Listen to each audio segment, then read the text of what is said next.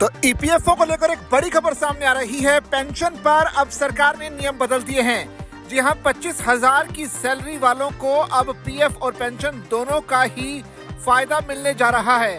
तो भारत में काम करने वाले लगभग सभी कर्मचारियों का एक पीएफ यानी प्रोविडेंट फंड खाता होता ही है और भारत में पीएफ खातों को कर्मचारी भविष्य निधि संगठन यानी ईपीएफओ की ओर से ऑपरेट किया जाता है। इसी बीच ईपीएफओ से जुड़ी एक बड़ी खबर सामने आई है। ईपीएफओ जल्दी ही अनिवार्य सदस्यता की जो वेतन सीमा है 15,000 रुपए से बढ़ाकर 25,000 रुपए करने पर विचार कर रहा है। इसका मतलब यह हुआ कि अब ज्यादा सैलरी पाने वाले कर्मचारियों को भी ईपीएफ और ईपीएस योजनाओं के तहत सामाजिक सुरक्षा का लाभ मिल पाएगा।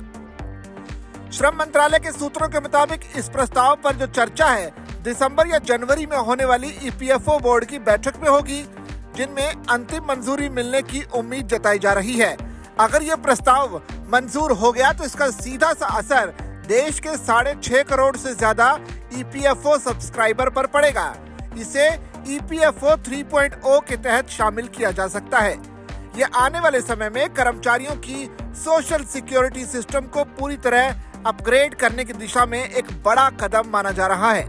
अगर ये फैसला पास हो गया तो कर्मचारियों की हर महीने पेंशन फंड में जमा राशि 1,250 रुपए से बढ़कर 2,083 रुपए हो जाएगी। इसे ईपीएफओ के नए रूप यानी ईपीएफओ 3.0 के तहत शामिल किया जा सकता है। इस मामले में 2026 की शुरुआत में इस पर बड़ा अपडेट मिल सकता है। ईपीएफ और ईपीएस दोनों योजनाओं में कर्मचारी और नियोक्ता दोनों को 12% योगदान देना होता है। इसमें कर्मचारी का पूरा 12% ईपीएफ में जाता है, जबकि नियोक्ता का योगदान 2 हिस्सों में बंटता है। उसका 8.33% ईपीएस में और 3.67% ईपीएफ में जाता है।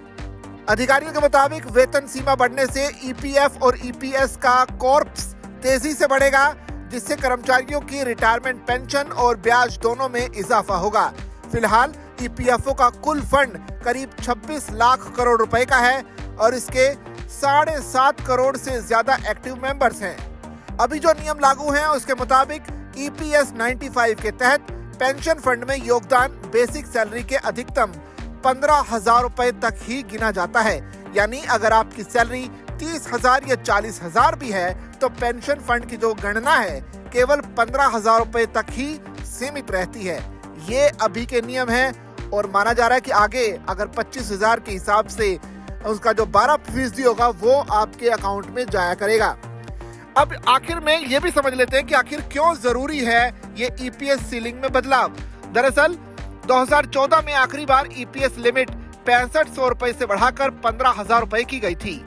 उसके बाद महंगाई दर, बेसिक वेतन और यूनिवर्सल मिनिमम वेज सब बढ़ गए हैं। अब न्यूनतम वेतन 18,000 के आसपास तय है।